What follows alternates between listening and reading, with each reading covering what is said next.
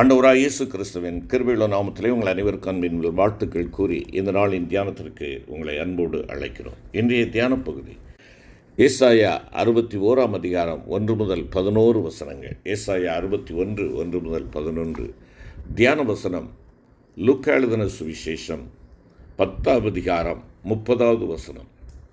லூக்கா 10:30 மத்திய பகுதி.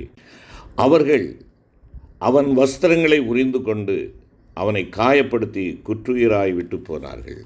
அவன் வஸ்திரங்களை உரிந்து கொண்டார்கள். அருமையான கர்த்தருடைய பிள்ளைகளே, ஆண்டவருடைய சாயலாகவும் தேவனுடைய ரூபமாகவும் உண்டாக்கப்பட்ட ஆதி மனிதன் மகிமையால் மூடப்பட்டிருந்தான். ஆகையால் அவன் நிர்வாணியாய் இருந்தும் வெட்கப்படவில்லை என்று சொல்லி நாம் வேதத்திலே பார்க்கிறோம்.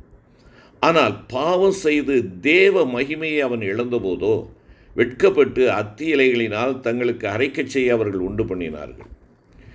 தேவன் அவர்களுக்கு தோல் உடைகளை உண்டாக்கி கொடுத்தார்.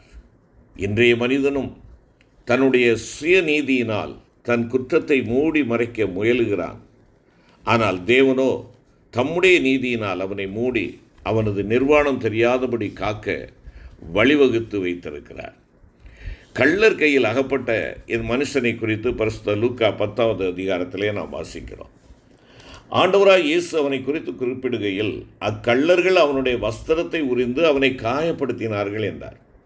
அந்த கள்ளர்கள் பிசாசும் அவனுடைய ஆவிகளும் தான்.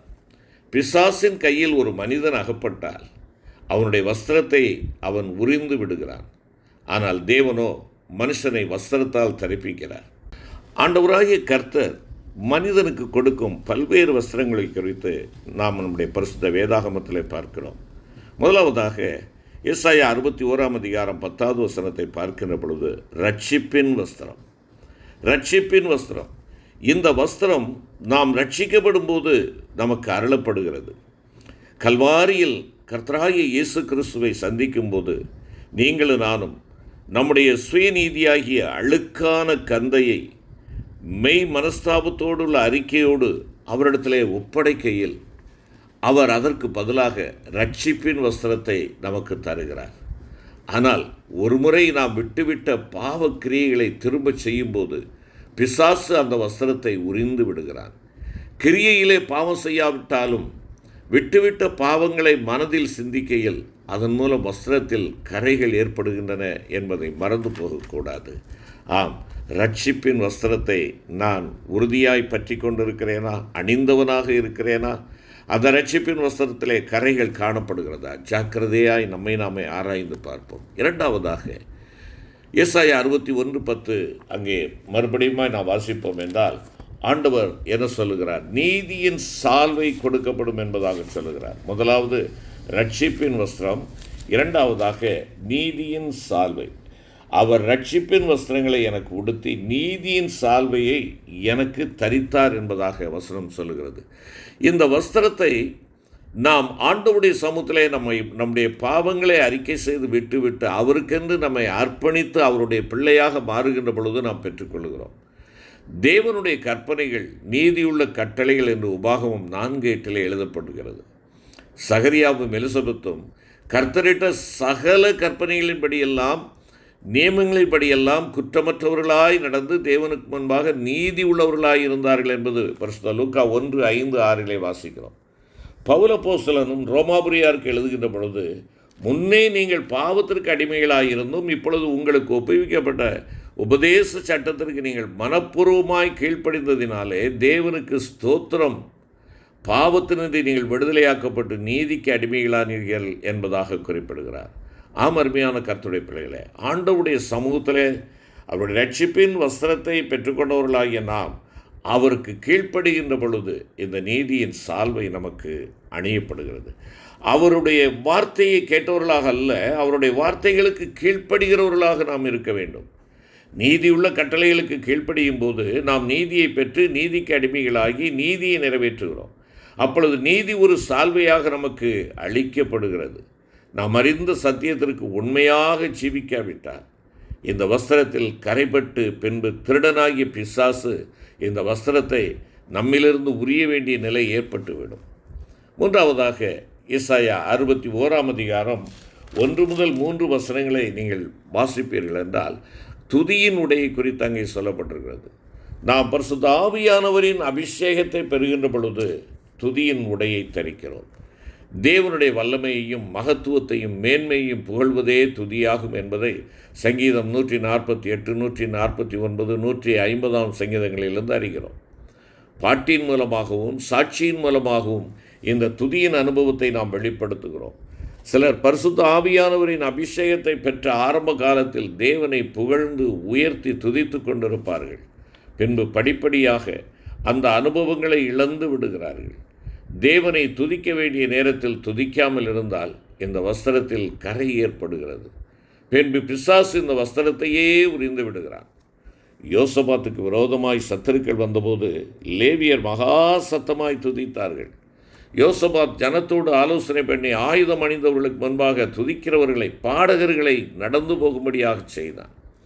அவர்கள் பாடி துதிக்கையில் சத்துருக்கள் தங்களுக்குள்ளே கைகலர்த்து அழிந்து போனார்கள் என்பதாக பரிசுத்த வேதம் சொல்லுகிறது. நமக்கு விரோதமாக எழும்பும் சத்துருக்கள் நிர்மூலமாக துதி எவ்வளவு விசேஷம் என்பதை நாம் 2 நாளாகமும் 20வது அதிகாரத்திலே இதை நாம் பார்க்கின்றோம். 4வதாக அடுத்த ஒரு ஆடையை குறித்து நாம் பார்ப்போம் என்றால் பொற்சரிகையாலான உடை. சங்கீதம் 45, 13 நாம் இதை வாசிக்கிறோம். பொற்சரிகையிலான உடை. பொன் விசுவாசத்திற்கு ஒப்பாய் இருக்கிறது. நமக்குள் விசுவாசம் இருக்கிறது, ஆனால் அந்த விசுவாசம் சோதிக்கப்பட வேண்டியது மிக அவசியம். ஆண்டவராய் இயேசு கிறிஸ்து பரிகாரி என்று விசுவாசிக்கிறோம், ஆனால் நமக்கு வியாதி வரும்போது அந்த விசுவாசம் சோதிக்கப்படுகிறது. சிலர் இந்த சந்தர்ப்பங்களில் ஆண்டவராய் இயேசு கிறிஸ்துவை மறுதலித்து தேவனுக்கு விரோதமான காரியங்களை செயல்படுகிறவர்களாக காணப்படுகிறார்கள். சாத்ராக், மேஷாக், ஆபேத்நேகோ என்பவர்களைப் போல நாங்கள் ஆராதிக்கும் எங்கள் தேவன் எங்களை தப்புவிக்க வல்லவராய் இருக்கிறார். அவர் எரிகிற அக்கினிச்சூளைக்கும் ராஜாவாகிய உம்முடைய கைக்கு நீங்களாக்கி விடுவிப்பார். விடுவிக்காமற் போனாலும் நாங்கள் உம்முடைய தேவர்களுக்கு ஆராதனை செய்வதில்லை, நீர் நிறுத்தின பொற்சிலையை பணிந்து கொள்வதும் இல்லை என்று அறிக்கையிட்டது போல தேவனுக்கு விரோதமான மார்க்கங்கள், வழிமுறைகளை நீங்களும் நானும் கை கொள்ளாமல் இருக்க நம்மை ஜாக்கிரதையாய் காத்துக்கொள்ள வேண்டும். இல்லை என்றால் நம்முடைய இந்த விசுவாச உடை, இல்லை என்றால் பொற்சரிகையிலான உடை நம்மை விட்டு களைந்து போடுவான் பிசாசானவன். 5வதாக நாம் பார்க்கின்ற பொழுது சித்திர தையலாடை. சங்கீதம் 45, 14 பார்க்கிறோம். சாதாரண வஸ்திரம் பலமுறை ஊசியினால் திரும்ப திரும்ப குத்தப்பட்டு சித்திர தையலாடையாக மாறுகிறது. பாடுகளில் சந்தோஷப்பட்டு அதனை நோக்கி பார்க்காமல் அதன் மூலம் தாங்கள் பெறப்போகும் மகிமையை நோக்கி பார்ப்பவர்களுக்கு இந்த வஸ்திரம் கொடுக்கப்படுகிறது. ஆம், பிரியமான தேவனுடைய பிள்ளையே, உனக்கு விரோதமாக பாடுகள், உபத்திரவங்கள், நெருக்கங்கள், கண்ணீர்கள் வருகின்ற பொழுது அவைகளை நீ நோக்கி பார்க்காதே. இவைகளிலிருந்து உனக்கு விடுதலை கொடுக்க போகிற ஆண்டவராகிய இயேசு கிறிஸ்துவை நீ நோக்கி பார்த்து அவரை உறுதியாய் பற்றி கொள்ளுகின்ற பொழுது உனக்கு இந்த வஸ்திரம் கொடுக்கப்படுகிறது. ஆனால் பாடுகளில் முறுமுறுத்து துக்கப்பட்டு எதிர்த்து பேசும்போது இந்த வஸ்திரத்தில் கரை ஏற்பட்டு பின்பு பிசாசு இதனையும் உரிய வேண்டிய நிலை ஏற்படுகிறது. 6வதாக நாம் பார்ப்போம் என்றால் வெண்வஸ்திரம். வெளிப்படுத்தின விசேஷம் 3ஆம் அதிகாரம் 5ஆம் வசனம். ஜெயஜீவியம், இல்லை என்றால் வெற்றியுள்ள ஒரு வாழ்க்கை வாழ்பவர்களுக்கு இந்த வஸ்திரம் அளிக்கப்படுகிறது. சர்தை சபை உயிருள்ளதென்று பெயர் பெற்றும் செத்த அனுபவத்தில் இருந்தது. அவர்களுக்கு கிரியைகள் இருந்தாலும் அவைகள் தேவனுக்கு முன் நிறைவாக காணப்படவில்லை. அவர்களுக்கு விழிப்பின் அனுபவமும் ஸ்திரப்படும் அனுபவமும் அவசியம் என்பதை பரிசுத்த ஆவியானவர் அவர்களுக்கு கூறி எச்சரிக்கிறார். அவர்கள் முற்றிலுமாக ஜெயம் பெற்றால் வெண்வஸ்திரம் தருவேன் என்பதாக குறிப்பிடுகிறார். நம்முடைய ஆவிக்குரிய ஜீவியத்திலும் தொடர்ந்து தோல்விகளுக்கு இடம் கொடுத்து கொண்டே இருந்தால் இந்த வஸ்திரத்தை நாம் ஒருபோது பெற்றுக்கொள்ள முடியாது. கவனமாக இருப்போம். நிறைவாக நாம் இங்கே பார்க்கின்ற பொழுது சுத்தமும் பிரகாசமான மெல்லிய வஸ்திரம் கொடுக்கப்படும் என்பதாக சொல்லி பார்க்கிறோம். வெளிப்படுத்தல் 19:8 இதை நாம் வாசிக்கிறோம். இது ஆண்டவராய் இயேசு கிறிஸ்துவின் வருகையின் போது நமக்கு அளிக்கப்படும் வஸ்திரம். இந்த மெல்லிய வஸ்திரம் பரிசுத்தவான்களுடைய நீதியின் கிரியைகள் தான். நம்முடைய ஜீவியமே நமது வஸ்திரமாக மாறுகிறது என்பதை இதிலிருந்து விளங்கிக் கொள்ளுகிறோம். ஆம், நம்முடைய ஆவி, ஆத்துமா, சரீரம் பரிசுத்தமாய் பாதுகாக்கப்பட்டால் மாத்திரமே இந்த வஸ்திரமும் சுத்தமாய் இருக்கும். பரிசுத்தத்தில் பூரணமடைந்தோருக்கு அந்த வஸ்திரம் அளிக்கப்படுகிறது. ஆண்டவராகிய இயேசு கிறிஸ்து மறுரூபமலைக்கு சென்று ஜெபம் பண்ணுகையில் அவருடைய வஸ்திரம் பிரகாசித்ததாக காண்கிறோம் அல்லவா? நம்முடைய ஜெப ஜீவியமே நமது வஸ்திரம் பிரகாசிக்க காரணமாக இருக்கிறது. அந்த வஸ்திரம் மெல்லியதாக இருப்பது போல் நம்முடைய வாழ்க்கையிலும் சுயநீதி உடைக்கப்பட்டு தேவ நீதி நிறைவேற வேண்டியது மிக அவசியம்.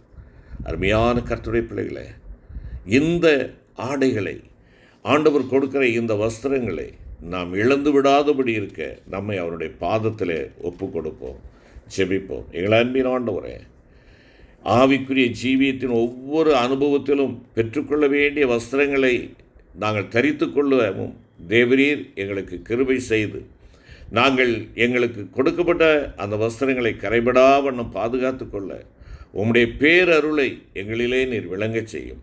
உம்முடைய சித்தத்திற்கும் ஆளுகைக்கும் ஒப்புக் கொடுக்கிறோம். நீர் வழி நடத்தும். மீட்பர் இயேசு கிறிஸ்துவின் மூலம் வேண்டிக் கொள்கிறோம் நல்ல பிதாவே. ஆமென்.